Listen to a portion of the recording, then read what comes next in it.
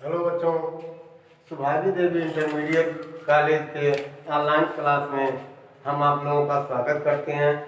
आज कक्षा 10 के बच्चों को हम सामाजिक विषय पढ़ाएंगे।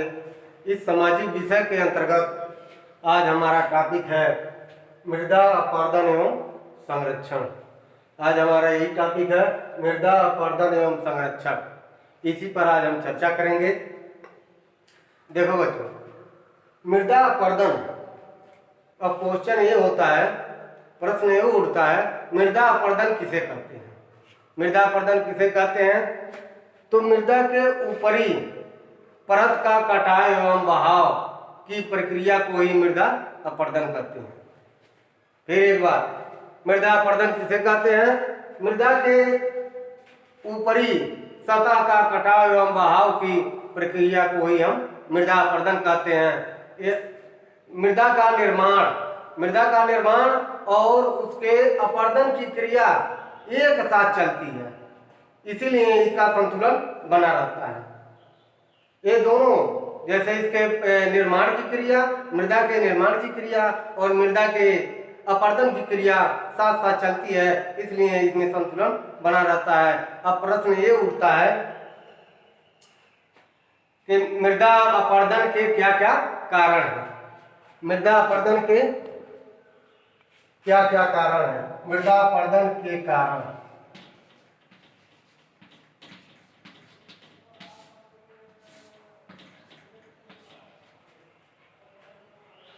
देखो बच्चों, मृदा अपरदन के दो कारण हैं। एक प्राकृतिक कारण, दूसरा क्या है? मानवीय कारण। पहला क्या है? प्राकृतिक कारण। दूसरा क्या है? मानवीय कारण।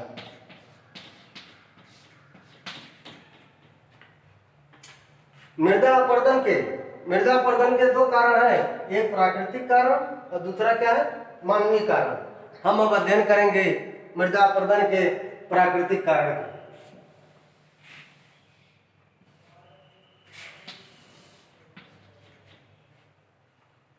मृदा अपरदन के प्राकृतिक कारण दो हैं। पहला क्या है? मृदा अपरदन के प्राकृतिक कारण दो है। पहला क्या है आपका?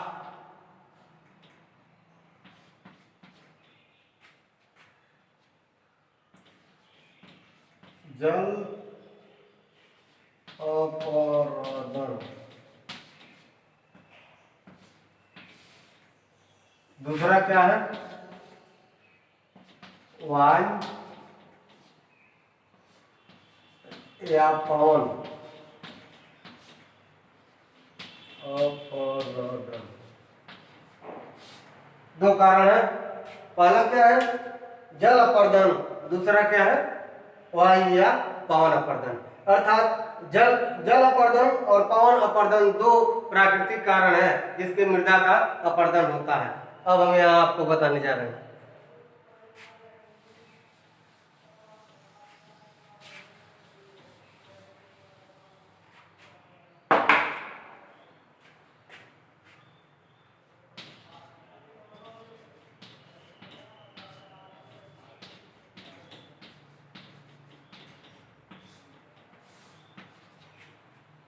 प्रश्न उठता है, जल अपरदन क्या है?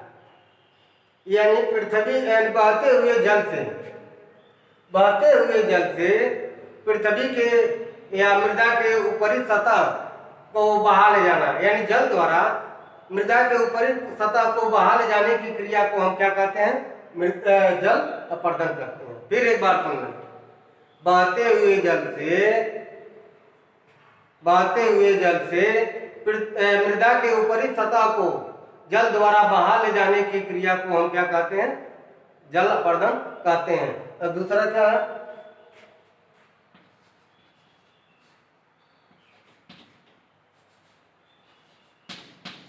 वायु अथवा पवन अपर्दन।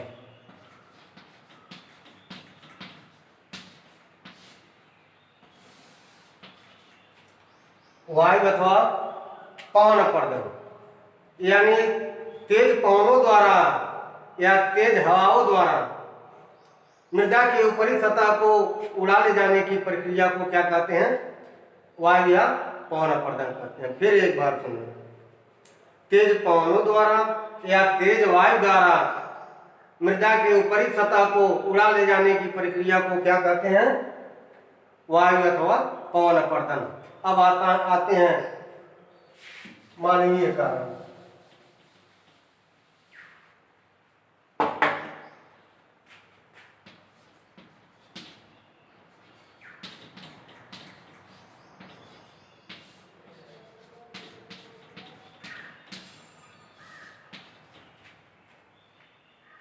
यानी मृदा अपर्दन के मानवीय कारण क्या है? मृदा अपर्दन के मानवीय कारण क्या है?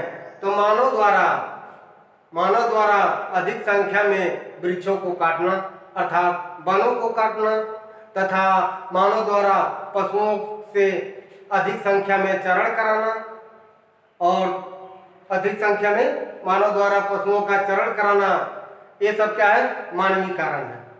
फिर एक बार देखना, अधिक से अधिक संख्या में वृक्षों को काटना तथा पशुओं द्वारा चरण कराने की प्रक्रिया, ये क्या है? मानवीय कारण के अंतर्गत आती है।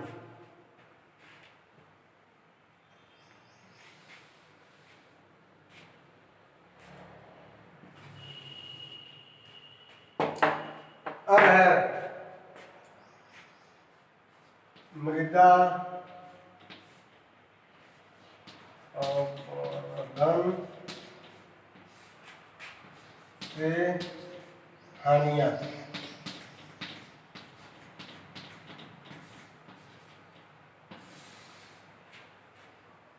मृदा अपर्दन से कौन कौन हानियां होती हैं? पहला देखें, मृदा अपर्दन से निम्न हानियां होती हैं। पहला क्या है? उपजाऊ भूमि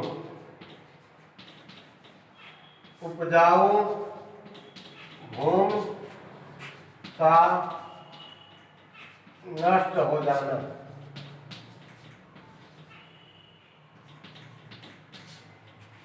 उपजाऊ भूमि का नष्ट हो जाना, जिससे कृषि कार्य में कमी आना या पैदावार में कमी आना। दूसरा,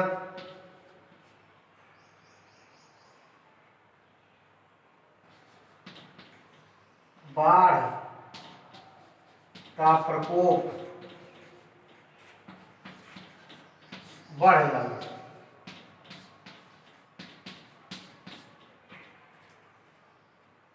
जिससे बाढ़ का प्रकोप बढ़ जाता है।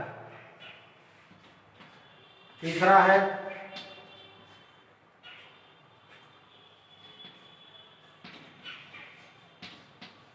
अधिक संख्या में बालू इकट्ठा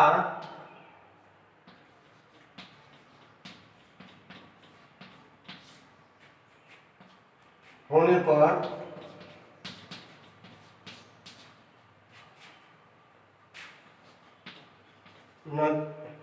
नदियों,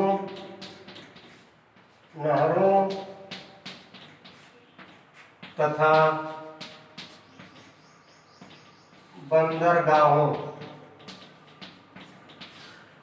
के मार्ग अवरुद्ध हो जाना।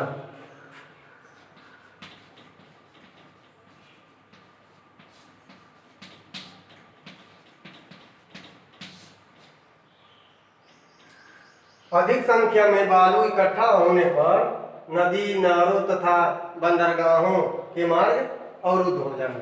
और चौथा है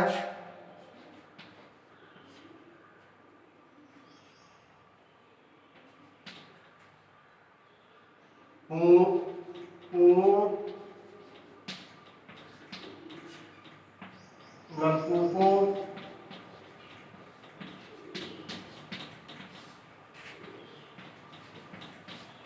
तथा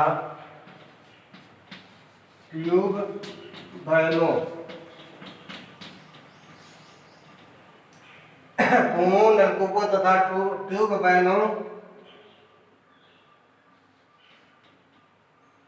के जल स्तर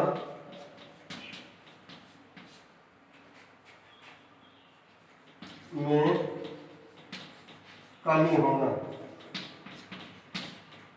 क्या है?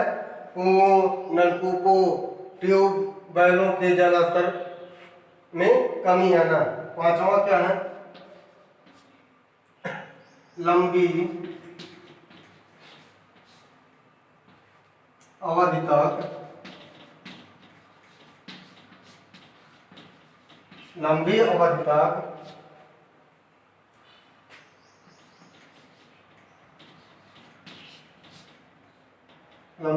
तक सूखे के कारण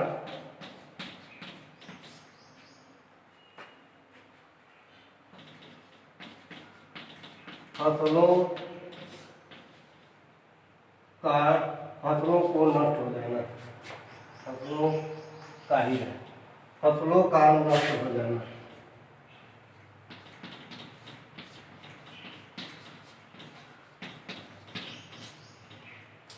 ये सब मृदा अपरदन से हानियां ये सब होती हैं। उपजाऊ भूमि का नष्ट हो जाना, जिससे पैदावार में कमी हो जाना, बाढ़ का प्रकोप बढ़ जाना, अर्थात हमेशा बाढ़ आना, अधिक संख्या में बालू इकट्ठा होने पर नदी, नहरों तथा बंदरगाहों के मार्ग अवरुद्ध हो जाना, कुओं, नलकूपों तथा ट्यूबवेलों के जलस्तर में कमी होना, लंबी अवधि तक सूखे के कारण फसलों का नष्ट हो जाना।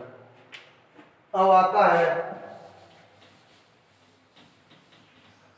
मृदा अपरदन के रोकने के उपाय।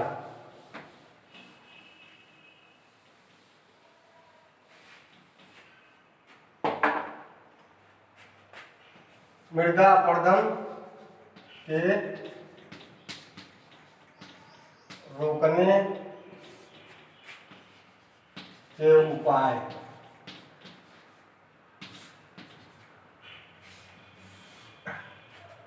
मृदा अपरदन के रोकने के लिए क्या उपाय करना चाहिए? हमें कैसे मृदा अपरदन को रोकना है, उस उपाय को हम नीचे लिख रहे हैं। अर्थात मृदा अपरदन को रोकने के निम्नलिखित उपाय हैं। पहला, अधिक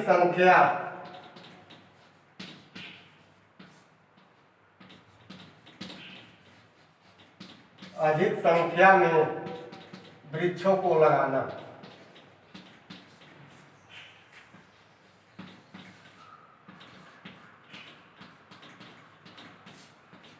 अधिक से अधिक संख्या में वृक्षों को लगाना। दूसरा है खेतों की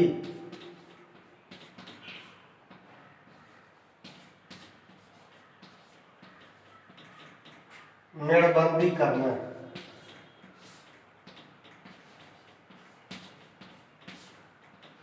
खेतों की मेड़बंदी करना। तीसरा है खेतों में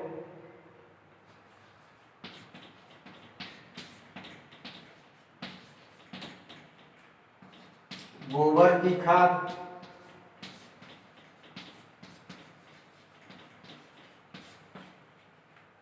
जैविक खाद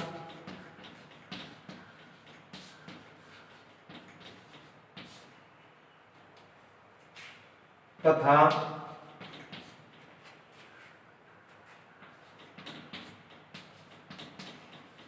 पोषक तत्वों का प्रयोग करना।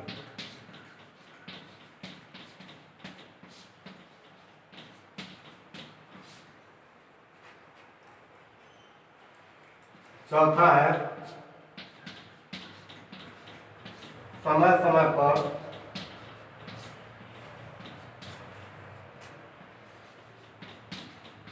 भूमि की जांच कराना।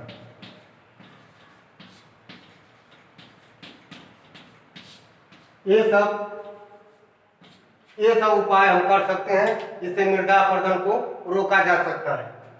अधिक से अधिक संख्या में वृक्षों को लगाना, खेतों की मेड़बंदी करना, खेतों में गोबर की खाद, जैविक खाद तथा पोषक तत्वों का प्रयोग करना, समय समय पर भूमि की जांच कराना, और ये भी होता है नदियों के बांधों को बांधना, जिससे हम नदियों के जल स्तर यानी नदियों के जो है बाढ़ आने की संभावना कम हो जाए, जिससे नदियों के जल स्तर बढ़ने से बाढ़ आने की संभावना कम हो जाए। ये सब मृदा अपरदन के रोकने के उपाय हैं। हम जहाँ तक आशा यही करते हैं कि आप लोग मृदा किसे कहते हैं, मृदा अपरदन के क्या क्या कारण हैं, और मृदा अपरदन से क्या क्या हानियाँ हो सकती हैं, और मृदा अपरदन के रोकने के क्या उपाय हैं, ये सब इस वीडियो के माध्यम से आप लोग समझ लिए होंगे और इसको घर पर अध्ययन करते रहेंगे। धन्यवाद।